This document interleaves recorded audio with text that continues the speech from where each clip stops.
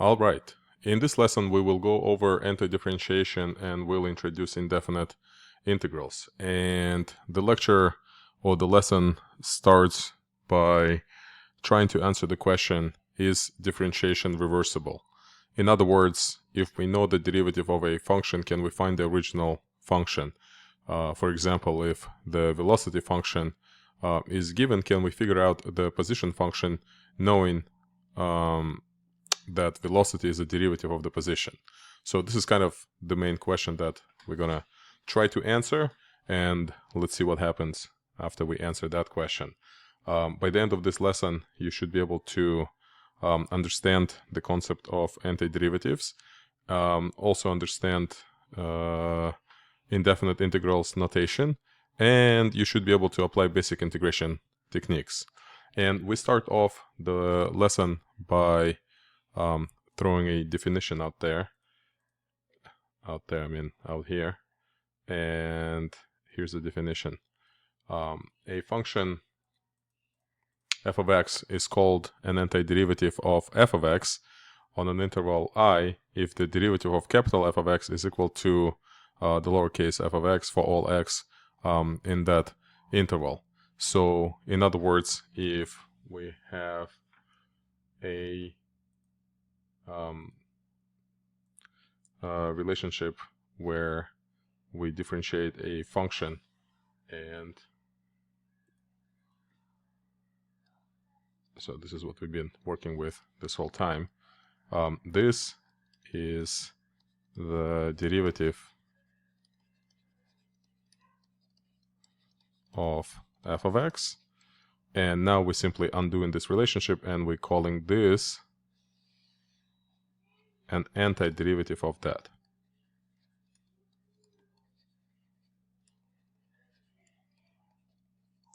And we use this notation, we just call the derivative the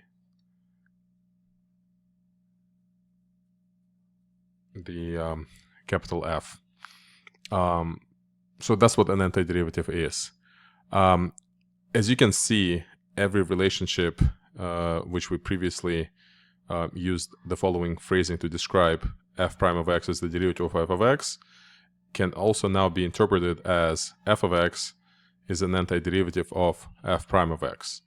And we can also do a couple examples here of simply using this notation, and we can state confidently, I'm just going to copy and paste it here instead of trying to handwrite it. We can confidently state that x cubed is antiderivative of 3x squared. Why is that? Because 3x squared is the derivative of x cubed. And you can pause the video and you can try to find the antiderivative of 2x. I don't know how much time you need, but again, feel free to pause it and try to answer it. But the correct answer is the antiderivative of 2x is x squared. Why is that? Because the derivative of x squared is 2x. So in this pair of function, this is the antiderivative of this, and this is the derivative of this. Alright, it is also easy to see that if a function has one antiderivative, then it has infinitely many antiderivatives, because in my original example, I could have, let me copy this. In my original example, I could have also said x cubed plus 3 is an antiderivative of 3x squared, and then I could ask you to come up with another antiderivative of 2x, and you could have said x squared plus 1 is another antiderivative. And why is that true?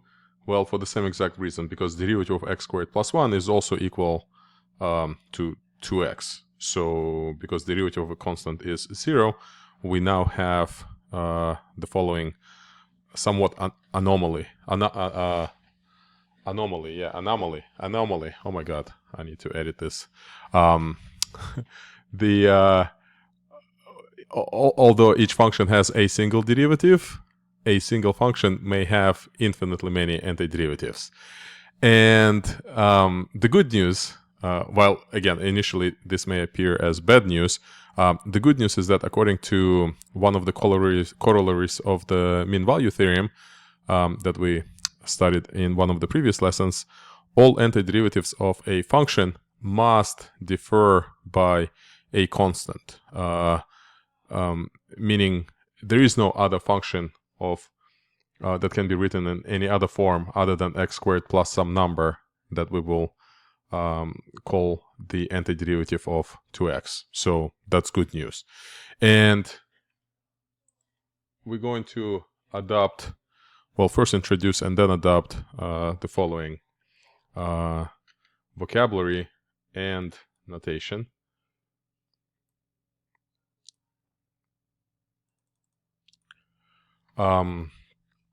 If f of x is an antiderivative of f of x on some interval, then the general antiderivative of f of x is labeled f of x plus c, where c is the constant. So therefore, I can ask you to find the general antiderivative of 3x squared, and then instead of using a constant, you will just write plus c. So x cubed plus c is the general antiderivative of 3x squared. Why again? Because derivative of x cubed is 3x squared, and we use this plus c to show the general, what we call the general antiderivative. Similarly, we can express the general antiderivative of 2x as you can pause and guess, but the correct answer is, all right, I'll give you a second to pause, but then you can unpause to hear the correct answer. The correct answer will be, of course, x squared plus c. So when we're using the plus c, we creating what we call the general antiderivative.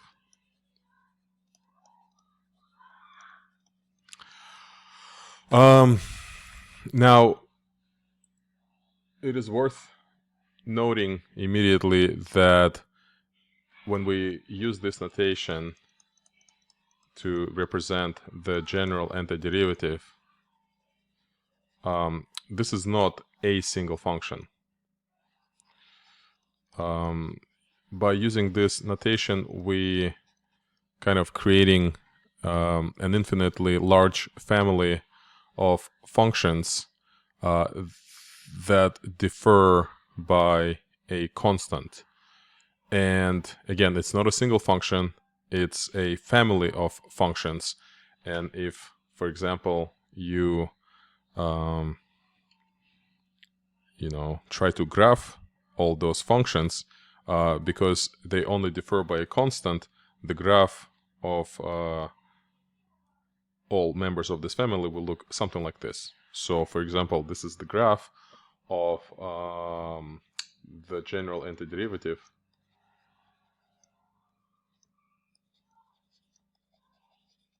It's a mouthful too, and I'm getting tired of writing this phrase. The general antiderivative of, let's take a look. So this is our x cubed over 3. So this got to be the general derivative of what, x squared, just x squared, and this is what the graph looks like. So they all differ by a constant. So each of these graphs is just a vertical shift of the same graph up and down. Now that we introduced multiple new terms that have the word antiderivative in it, so we introduced an antiderivative and then the general antiderivative, one now has to be very clear and conscious in terms of what we're looking for when we say we're looking for an antiderivative. Are we looking for an antiderivative, the general antiderivative, or some particular antiderivative that satisfies a certain condition? So with that in mind, I'm going to copy and paste this example here instead of handwriting it. But with that in mind, for the same function, we can perform multiple tasks that involve finding antiderivative. So, for example, for a function 6x squared, we can find an antiderivative, which will be 2x cubed minus 1, or we can find another antiderivative, 2x cubed minus 7. We can find the general antiderivative, which will then express 2x cubed plus some constant. And then we can find some particular antiderivative that satisfies a certain condition, such as passing through the point 1, 7. Because all of these lines are vertical, I don't know what just happened, vertical translations of one another, there's only one curve that passes through 0.17, and therefore there's only one constant that could make that happen. And in this particular case, that constant happened to be number 5. And therefore, this is the answer to the question, which antiderivative satisfies this initial condition. We can easily check and plug in 1 in here, and f3 of 1 will be equal to 7. So make a note that there are 3 different kinds of antiderivatives one can be looking for when given a function. And next, I want you to try to answer same 3 questions for some function. And here's the function. So I want you to, actually, let me go back over here. And I'm just going to change this function and ask you to answer the same 3 questions for this function. Let's do 20x cubed, for example. So go ahead and find an antiderivative of 20x cubed. Find the general antiderivative of 20x cubed, and find a particular or the particular antiderivative of 20x cubed that satisfies this condition. Again, feel free to pause, but I'll answer these questions right here. So an example of an antiderivative of 20x cubed could be pretty much anything. So let's just pick one, 5x to the 4. Why is it a correct answer? Because derivative of 5x to the 4 is 20x cubed. Now let's find the general antiderivative. That will be 5x to the power 4 plus c. And now let's find the particular antiderivative that passes through the point 1, 3. So we can kind of guess that the answer will be 5x to the 4 minus 2. But to eliminate the guessing out of this process of finding the particular antiderivative, we introduce the following. First, vocabulary, and then the process. We call a problem the initial value problem. And initial value problem, what it does, I guess any problem. Ooh, what's going on here?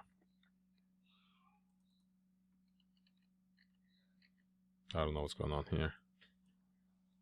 Doesn't look good, does it? Everything just gets munched together. All right. Well, try to read it here. An initial value problem consists of a task of finding a particular antiderivative. So the process of finding antiderivative that satisfies a certain condition is called the initial value problem. And in those types of problems, we are given a function whose antiderivative we are looking for, but we're also given a condition that that antiderivative has to satisfy. And although such problems are called initial value problems, it doesn't have to be an initial value. That is, it doesn't have to be given the output as 0. Any other point will be just as good as the 0. But the name is initial value problems. So to solve an initial value problem, we stick with the following procedure. I'm going to throw it here. But I don't know, it doesn't look good here, right? If I try to make it larger, let's see what happens. Oh, this one looks fine. When we solve initial value problems, first thing we do, we find an antiderivative, then we find the general antiderivative, then we use the condition given to us and solve for C, and then we write the particular antiderivative. So let's do this problem. Let's follow this process and let's do the following problem. Let's just pick something pretty straightforward. And let's say we're given a function, let's say 2e to the x. And the initial condition is f of 0 is equal to, let's say, 7. Doesn't matter what it is. And how do we find the antiderivative that satisfies this condition? Well, let's follow the steps. First, we find just an antiderivative. So what would be an antiderivative of 2e to the power x? Well, exponential function, natural exponential function is very nice. So one antiderivative would be just the function itself. Derivative of 2e to the x is equal to 2e to the x. So we found an antiderivative. Step 2.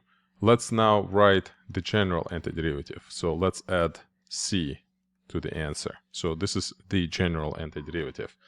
Now we want the this condition to be satisfied. So when we plug in 0 into this equation or definition of a function, we want the output to be 7.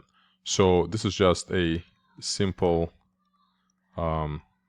algebraic equation. So we found c by solving it. C equals 5. And now we plug in c back into the answer. So the final answer is 2 times e to the power x plus 5. Is that antiderivative? It is that particular antiderivative that satisfies that particular condition. So this is the process for finding the particular antiderivative. In other words, for solving initial value problems. All right. Normally I would have asked if you have any questions, let me know, but I mean, I can still ask you. You'll answer when you see me next time. So let's move on. In all of these examples that we have done, all of these basic examples, we strongly relied on our intuition when looking for antiderivatives. The next big objective is to formalize the approach for finding antiderivatives, and we start off with transforming our existing knowledge of derivatives into the knowledge about antiderivatives. And the only tool we have is the fact that f of x is an antiderivative of f prime of x. So as long as you know derivative of some function, you can turn that simple fact around and produce a fact about an antiderivative relationship. So I have this example here for you. Since 1 is the derivative of x, trivially, right? That means x is an antiderivative of 1. Now I'm going to ask you to use the fact that derivative of sine is cosine to produce an antiderivative relation. Feel free to hit the pause button. I'm going to answer this question in like 3, 2, 1. If derivative of sine is cosine, that means cosine, we can do it slow, cosine is the derivative of sine. Therefore, sine is an antiderivative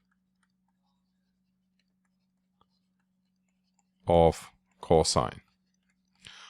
We can make another statement. We can say sine x plus c is the general antiderivative. But again, both of the statements are made simply using this fact. So every differentiation fact can be turned around and used as anti-differentiation fact. And we're going to move forward, and every time we find antiderivative, we're going to put it in a table, just like we organized the derivatives as tables. We're going to organize antiderivatives as tables as well. So the table would look something like this. We're going to have differentiation fact, and we're going to turn it into anti-differentiation fact eventually.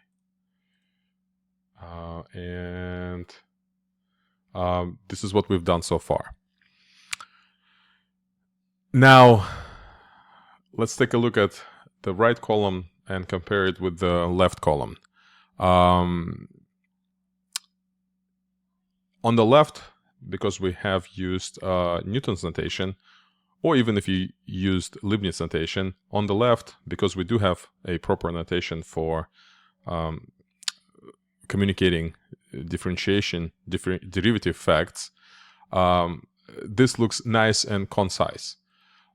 Here, we are at the early stage of development, and we are lacking notation, and this looks like all of these facts actually are quite a mouthful, and it takes a while to even spell it all out. So the next thing we're going to do is we're going to introduce a better notation to communicate antiderivative facts. And here it is. I'm just going to copy it and paste it right here.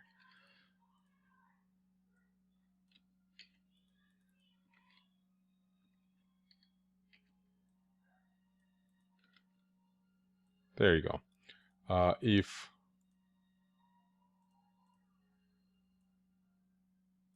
f of x is an antiderivative of lowercase f of x, and therefore, which is kind of synonymous, right, or adjacent fact, f of x plus c is the general antiderivative of lowercase f of x, then we communicate that fact using this notation.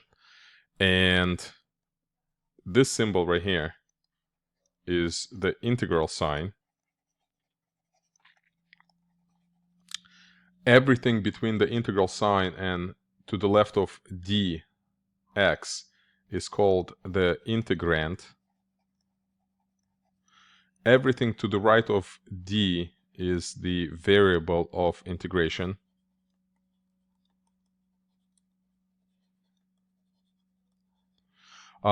This is what we previously called antiderivative. Plus c is called the constant of integration.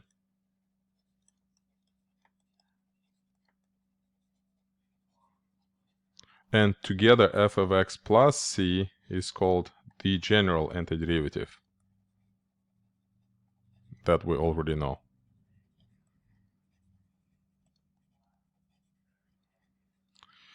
And together, this is called the indefinite integral notation.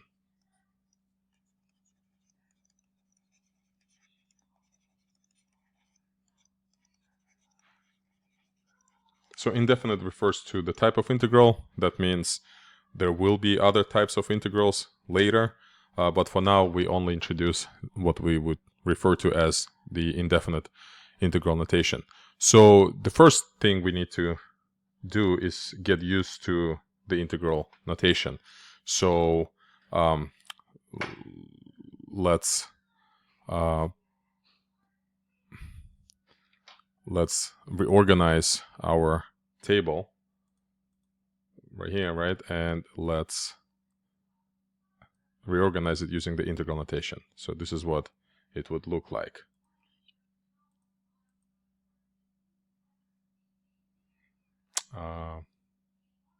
There you go. So saying x is an antiderivative of 1 can be communicated by using the indefinite integral notation like this. And same with derivative of sine being cosine, means antiderivative of cosine is sine. Next thing we're going to do is we're going to put that notation to use, and we're going to verify. I'm going to just copy this from the book, and we're not going to do all of it, but we can do a couple of them.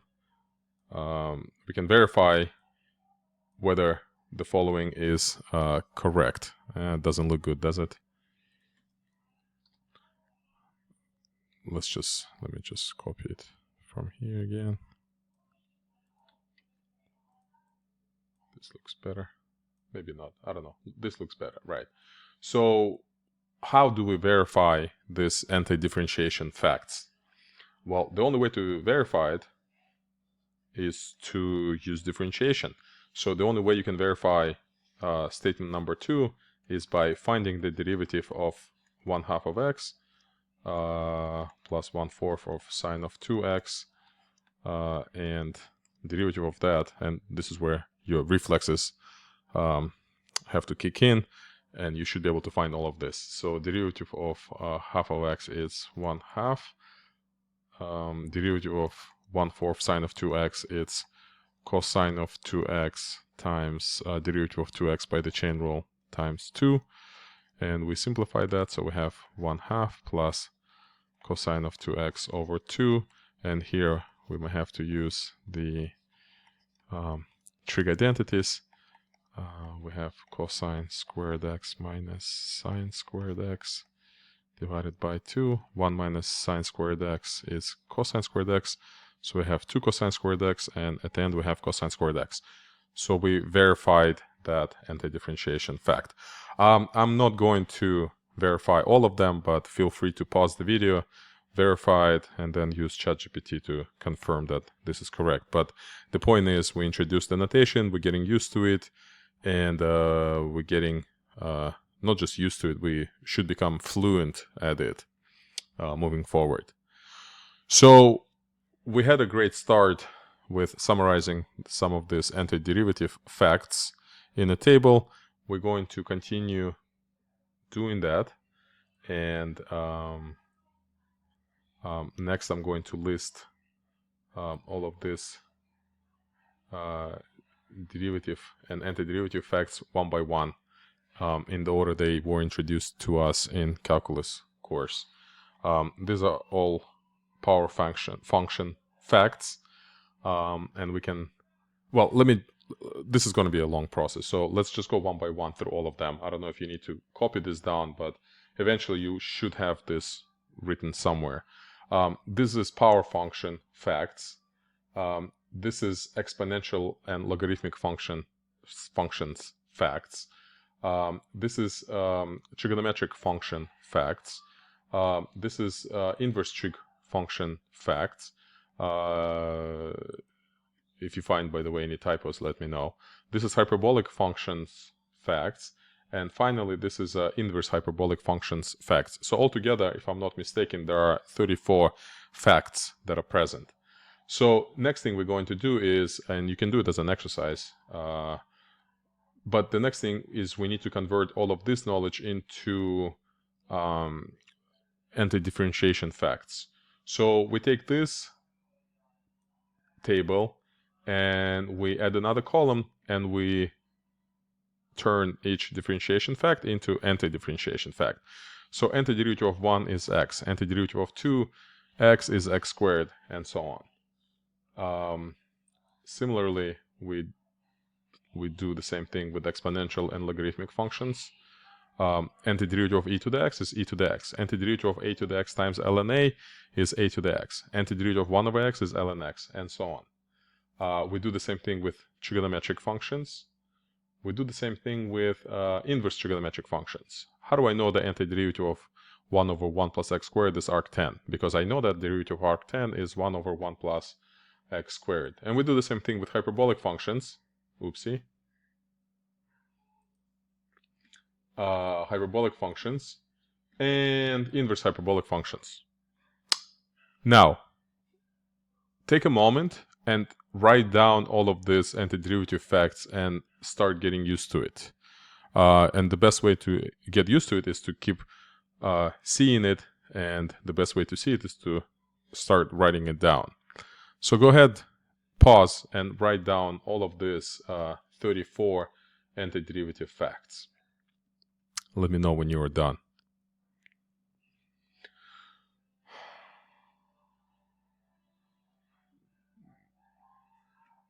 Now that you've done copying all of these 34 antiderivative facts, we're going to introduce the following vocabulary.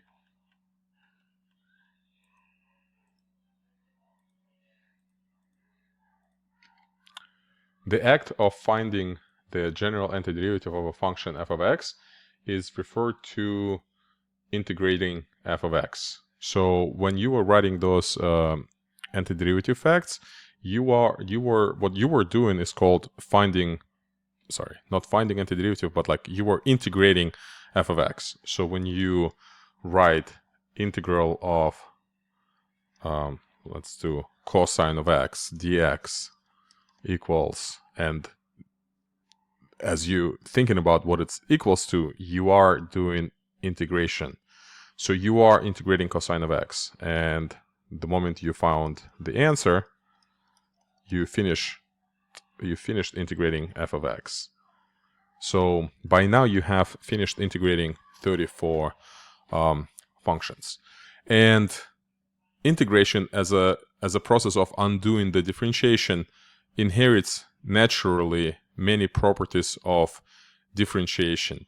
That is, now we can list all these properties. Right here. So what are some of those properties I'm referring to? Well, the main one is the linearity. So that means you can split the linear combination of derivative of a linear combination of functions into linear combination of derivatives. And same thing works with indefinite integrals. You can split the linear combination of indefinite. Let's go back. You can split the integral of a linear combination of functions into a linear combination of indefinite integrals. So this is what it tells us. However, we will get to use this one, and this kind of going to be our pretty much the only tool for a while. But for now, I want to focus on this property right here. What this property tells us is that we can take the constant of integration outside of the, sorry, it's not a constant of integration. We can take the constant, like factor, from inside of the integral outside of the integral. And once you take it outside of the integral, then you can treat it kind of like you would treat any constant when you're solving any equation. You can now multiply both sides of the equation by it, or divide both sides of the equation by it. So what do I mean by this? I mean, now if you take a look at, let's say, let's take a look at one of these antidifferentiation facts, and you can take this fact, and you can take the 2 out of the integration process, and you can write it here, and then you can divide both sides by 2 to produce the following integration fact. So the integral of x dx is equal to 1/2 of x squared. And although you can certainly divide c by 2 because c is part of the equation, but c represents any arbitrary constant. So when you're dividing c by 2, you're just creating another constant. So usually we don't we don't make c as a part of this algebraic manipulation. So the following statement is also true. So the integral of x dx is equal to 1/2 x squared plus c. So not only we know the antiderivative of 2x, we, by applying one of the properties, now know the derivative of x. Antiderivative of x is 1/2 of x squared. So just by simply using this one property, we can factor out this number 3. We can multiply both sides of the equation by 2. we can take out of this negative sign. We can divide both sides of the equation by n. Similarly, we can divide both sides of the equation. We can first factor out ln of a and then divide both sides of the equation by ln of a. And we can similarly multiply both sides of the equation by ln of a here. Here, we can effectively take -1 out and then bring it to the other side. Same thing with this negative, and same thing with this negative. Similarly, we can apply that same property and take out this negative, and then divide both sides by -1, this negative, and this negative. And similarly, here we can take out this negative, this negative. All I'm saying is that what we wrote initially as antiderivative fact isn't going to be necessarily what we're going to remember moving forward. And we're going to update this knowledge table and add another column, and we're going to write all of this updated facts. So as a result of doing this transformation, we update this table of power functions to look now like this. So we know antiderivative of any constant will be kx plus c, antiderivative of x squared will be 1/3 x cubed, antiderivative of 1/square root of x will be 2 radical x plus c, and so on. And then this rule becomes more like this now. Let's keep this simple. For now, we just taking out n and dividing by n. So technically, this should be n, and this should be also n, right? We haven't completed the next step yet, but in the next, I don't know how long it's going to take you, I do want you to grab a pen and copy down this updated version of antiderivative facts and start noticing some patterns, because next we're going to have a conversation about what we have noticed, what you have noticed about these updated versions, if there are any discrepancies that need to be addressed, if there are any patterns that need to be summarized. But I'm going to present to you this the list of these updated versions. So this is for the power functions. This one is for trigonometric functions. So we updated this rule. We haven't touched this one. This looks pretty good. Next one, we're going to update the trig. Hold on, I'm jumping too fast, right? So we have like this exponential and logarithmic functions. This one is already good enough. These are updated versions. Next, we're going to do trig functions. Moving the negative results in this updated statement. Inverse trigs, same thing. We move the negative over. Hyperbolic, we moved the negative over. And inverse hyperbolic, we moved, for some of it, we moved the negative over. For others, we do need to discuss this next step. But what we started with 34 statements. We now produced 34 updated statements. And now let's take a look at what we have created. I guess here you can pause and just look at the updated columns. And let me take you back to the power rule. So this is the power rule. I'm sorry, this is not the power rule. This is the power functions. But this is the power rule. And let's have a conversation about the power rule. That's going to be our first conversation.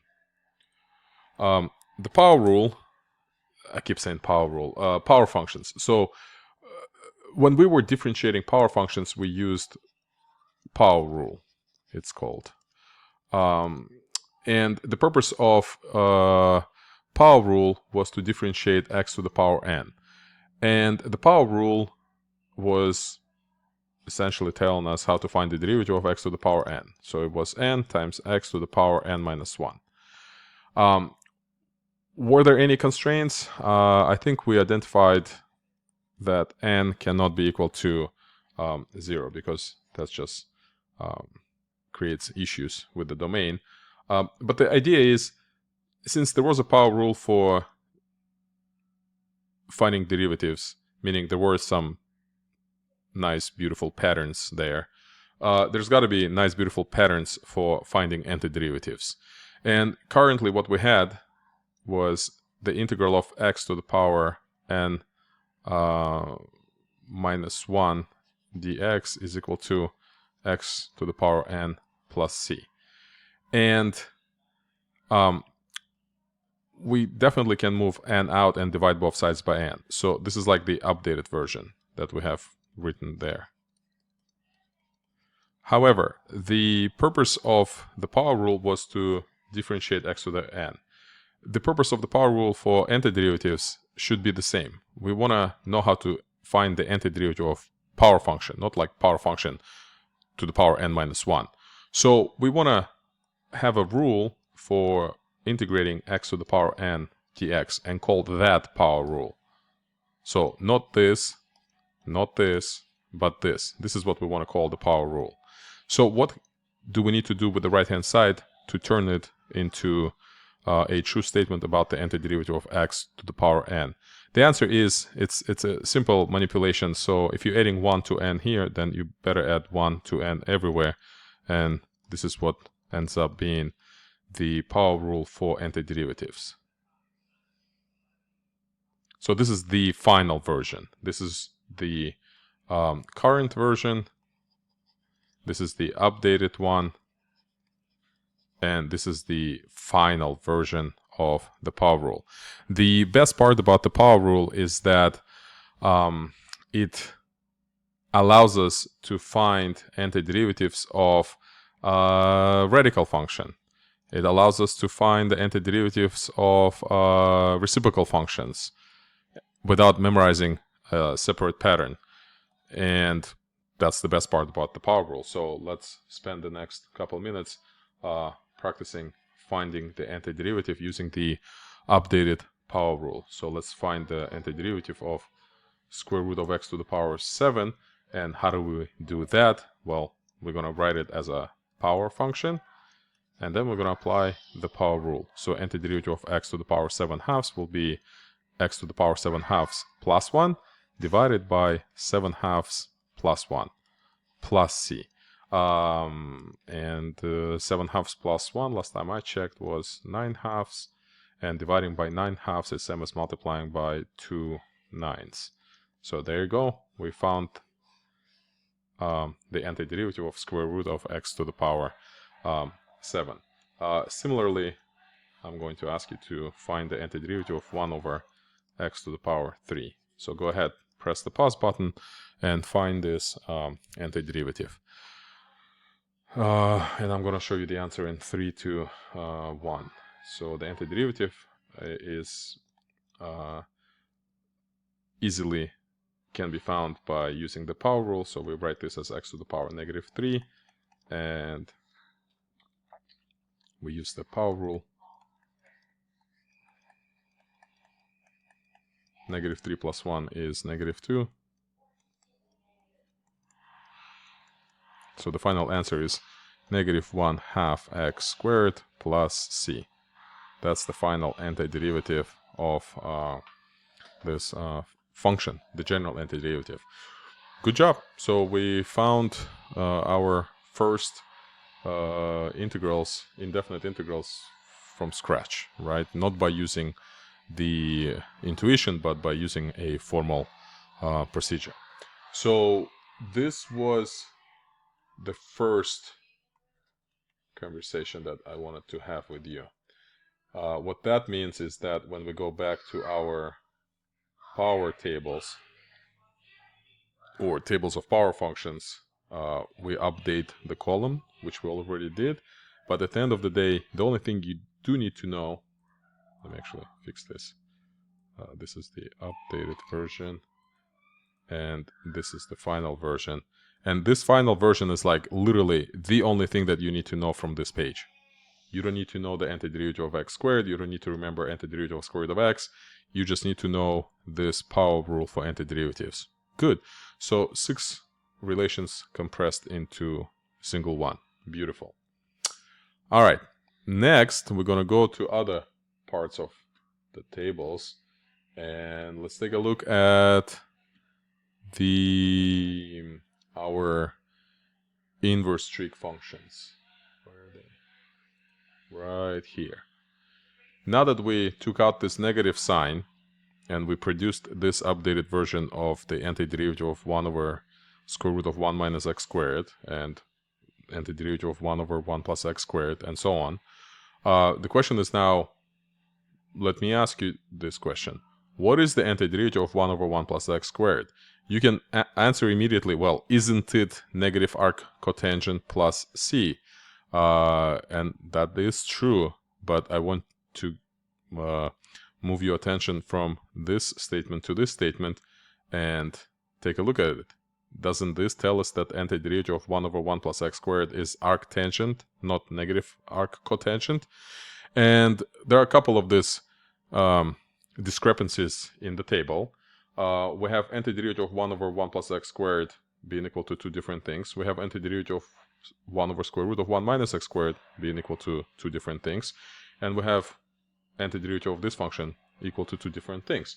And that's not it. If we move on to inverse hyperbolic functions, we do have kind of similar...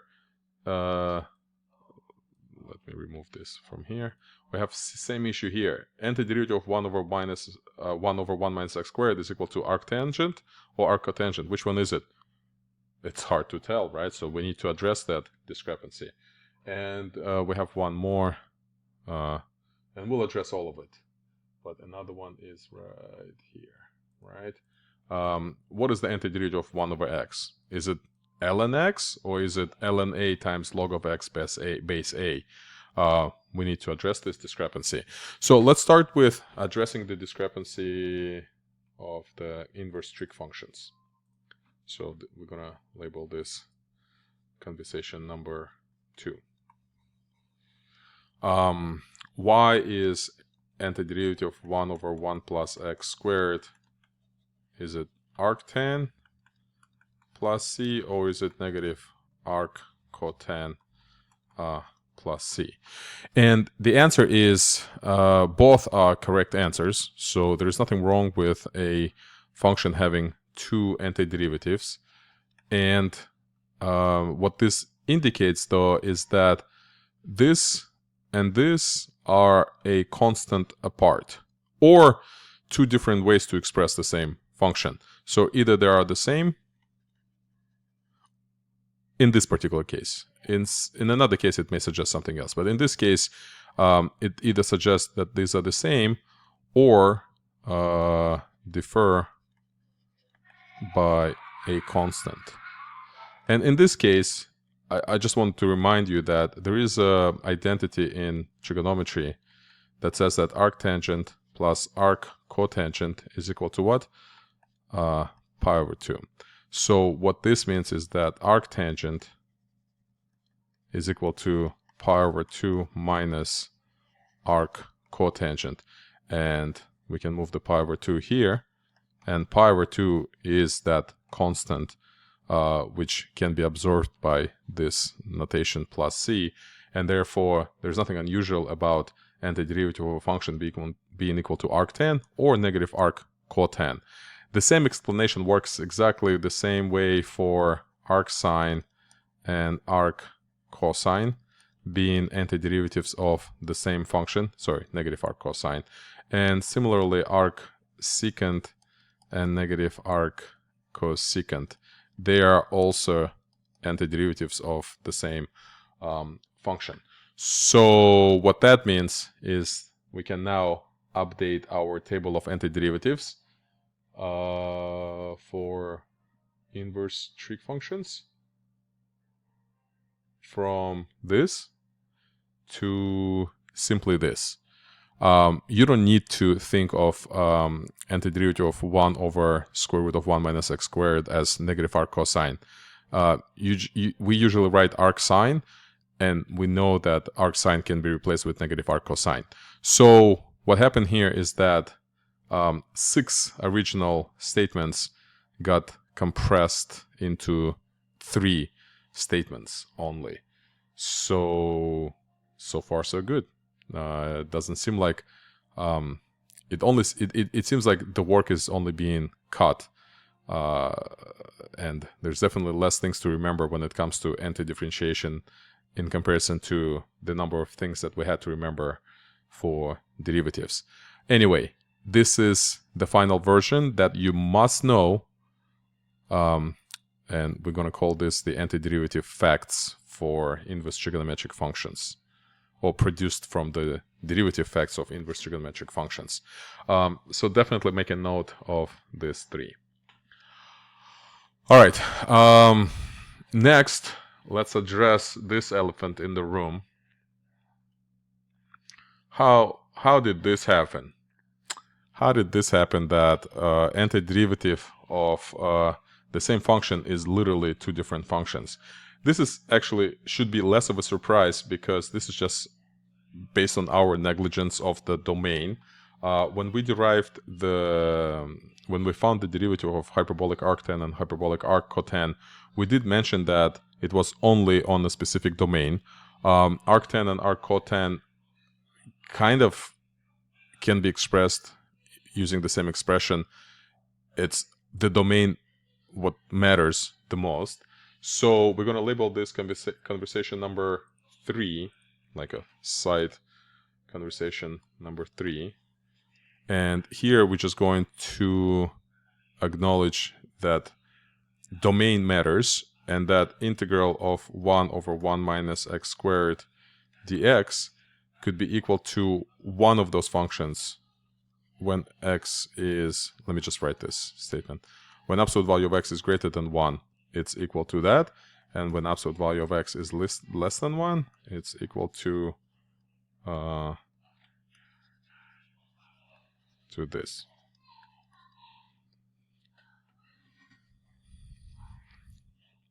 And that's why when we go to the inverse hyperbolic functions, we update this table and turn it into this table. So sure, maybe it's a bit premature for us to list this over here. I'll explain why is this true later. But the point is, although we do have to remember most of it, we do have to remember less of this than we used to have to remember for the derivatives. We need to remember 5 out of 6, not all 6.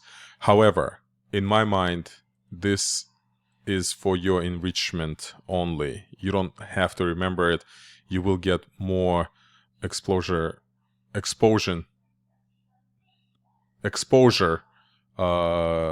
with this type of functions later in calculus 2. So let's end the conversation number 3, and let's move on to conversation number 4. The last one I wanted to discuss is the last discrepancy that appears in the table is in here. When it comes to exponential and logarithmic functions, we have antiderivative of the same function, again, equal to 2 different things. How is that possible? Is there an identity that relates this to, just like there was one in for inverse trigonometric functions? So let's discuss that. We're going to call this a conversation number 4. And here we're going to address the discrepancy that integral of 1 over x dx is equal to, on the one hand, ln x plus c, and on the other hand, it equals to ln a times log of x base a plus c. So what is the relation between ln of x and this? Here I just need to remind you the change of base formula that says that log of x base a is same as ln of x over ln of a. That means ln of x can always be written as ln of a times log of x base a, which pretty much explains why those two are not just alternative versions, but literally the same function written in two different ways. So this discrepancy has been resolved. It's not a discrepancy. It's a good thing. Like it makes less to remember moving forward when it comes to finding indefinite integrals. And the last thing I want to address, which is we're going to call conversation 4.5.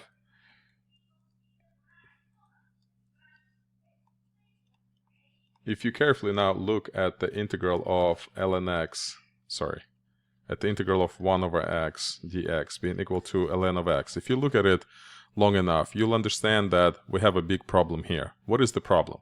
The problem is that when we used the fact that derivative of ln x was 1 over x, the natural domain of this function was x is greater than 0. So this statement only makes sense when x is greater than 0.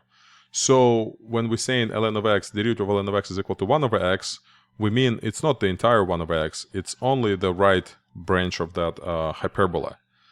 However, we neglected the domain when transforming the differentiation fact into antidifferentiation fact. We completely neglected the domain. And when you neglect this domain, if you don't write it, it appears that what? The natural domain of this function is x cannot be equal to 0. But ln of x is not defined for all x that are not equal to 0. ln of x is only defined for positive values of x. And that's what we call a big issue here, because what we're saying here technically is not accurate. We're saying the integral of this function, and without providing the constraint in the domain, we are kind of claiming that this is the domain. And we're saying that for this entire function, the antiderivative is this entire function, but this function is not defined everywhere where this function is defined. So technically, this is a big mistake. So one way to solve this mistake is to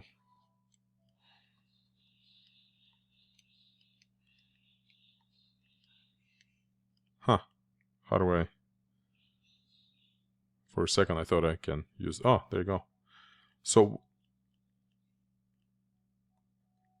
Oh, there you go. So one way to resolve this discrepancy is to always say this is only for x greater than 0. That's one way. However, there is an elegant solution to this issue. And the solution is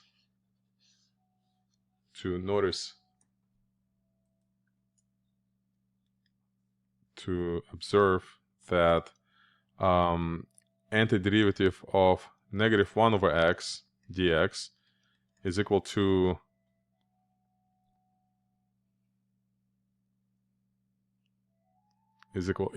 what? Well, let me clean up this side. Let's clean up. And let's observe that derivative of ln of negative x by the chain rule is equal to 1 over negative x times derivative of negative x, which is negative 1, which is also 1 over x. But this is only defined when x is less than 0. So it turns out there are two functions whose derivative is equal to 1 over x. So antiderivative of 1 over x is going to be equal to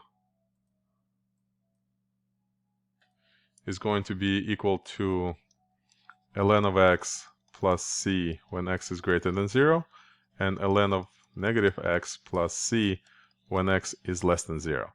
But what function is equal to x when x is greater than 0 and negative x when x is less than 0? We already have a function like that, so we don't need a piecewise notation. We just use the absolute value notation. So the most updated antidifferentiation fact is that antiderivative of 1 over x is equal to ln of absolute value of x plus c. That's going to be the most updated antidifferentiation fact for exponential and logarithmic functions. And that means what? That means we can now come here and update this table. We don't need to know this, we don't need to know this. We just replace it with a single fact. So these are the only 3 facts that you must know moving forward. So one more time, the final version of antidifferentiation facts looks like this. For power functions, this is all you need to know. For exponential and logarithmic functions, this is all you need to know. Must know, I must say. For trigonometric functions, this is what you need to know. For inverse trigonometric functions, this is all you need to know. For hyperbolic functions, this is what you should recognize and possibly know, not that hard. And finally, this is like, ideally, it's good to know, but if you don't know it, just keep staring at it and you will know it. But to be honest with you, I don't have it all memorized myself. I do not know all these derivatives or antiderivatives off the top of my head. So if I don't know it, then I cannot possibly ask you to know it. So we effectively we converted 34 original differentiation facts into only 24 anti-differentiation facts. What I want to do next is to actually address this formula, this little elephant in the room. And let's verify that formula. How do we verify, how do we confirm that antiderivative of 1 minus x squared dx is actually equal to 1/2 ln 1 plus x over 1 minus x plus c? Take a second to think about it. The answer is, in 3, 2, 1, we do need to differentiate this and make sure that it's equal to the integrand. So let's go ahead and differentiate this function. I'll start differentiating it in 3, 2, feel free to pause it and differentiate it yourself, in 3, 2, 1. So antiderivative of this function is equal to 1/2 reciprocal of 1 plus x over 1 minus x times the derivative of 1 plus x over 1 minus x, which is the quotient. So derivative of the numerator times the denominator minus derivative of the denominator times the numerator, and divided by the denominator squared, and 1/2. This goes to the top and reduces with 1 of this. And here we have 1 minus x minus plus 1 minus x.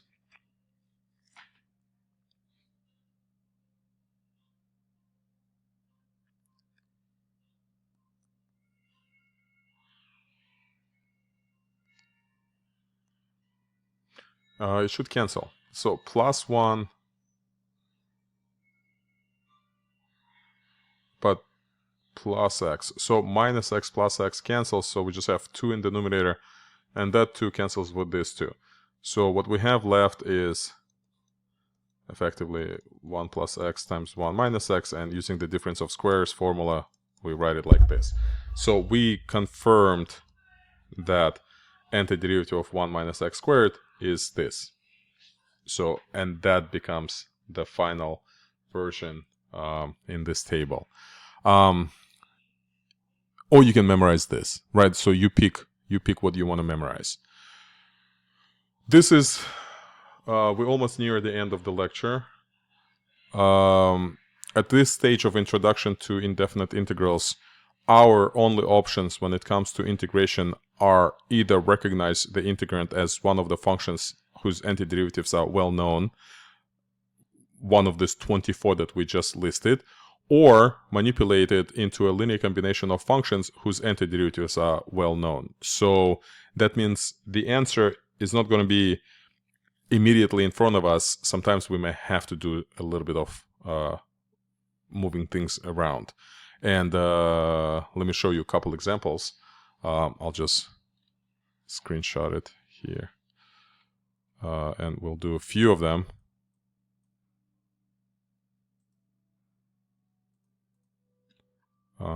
Here it comes. Give me 1 sec.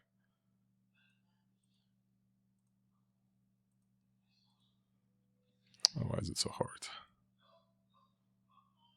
So this is what problems look like. Ideally, you should be able to do all of them. If you can't, I mean, do the homework, practice the homework. But let's do a couple of them. Maybe I won't be able to do all of them, but I can kind of give you an idea what to look for when doing problems like this.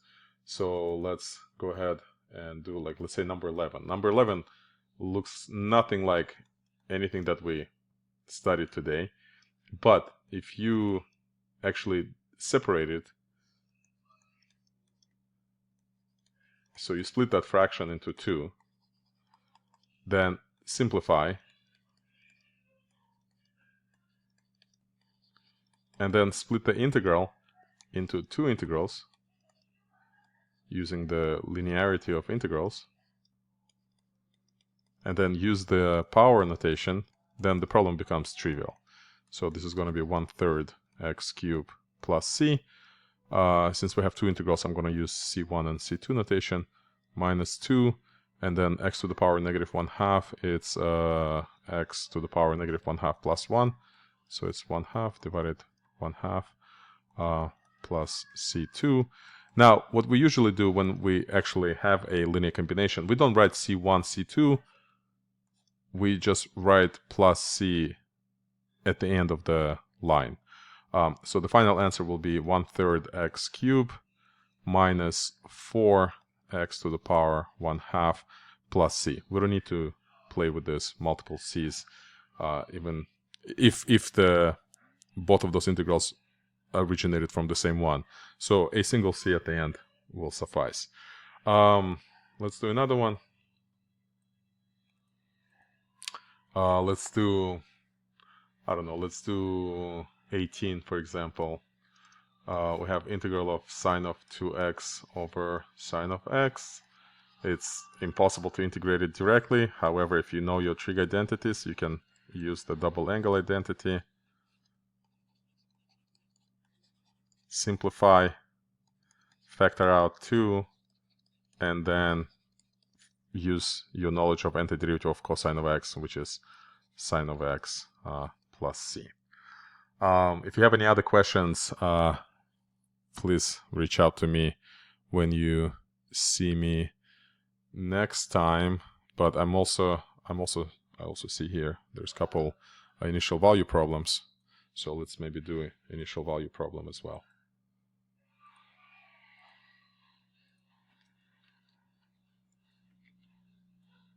So something like this, right? And let's pick one of them. Let's do maybe, well, let's do 501. So to do the initial value problem, what's the first step? The first step is to find an antiderivative. So an antiderivative will be an integral of cosine of x plus secant squared x dx. It's going to be an integral of cosine x dx plus integral of secant squared x dx. Integral of cosine x is sine of x. Integral of secant squared x is tangent x plus c. Next, we take the initial condition and plug it in. So sine of pi over 4 plus tangent of pi over 4 must be equal to 2 plus root 2 over 2. Sine of pi over 4 is root 2. Oopsie, I forgot the plus c. Because remember, we're plugging it into this function. So f of pi over 4 is equal to this, and it must be equal to 2 plus square root of 2 over 2. Sine of pi over 4 is exactly square root of 2 over 2. Tangent of pi over 4 is 1. And we still have plus c. And isolating c means we found c to be equal to 1. So the final answer is f of x is equal to sine of x plus tangent of x plus 1. That's the particular antiderivative that we found by solving the initial value problem. Now we are near the end of the lecture. Not the lecture, but the lesson on antidifferentiation and indefinite integrals. If you have any questions, let me know. And we'll see you around.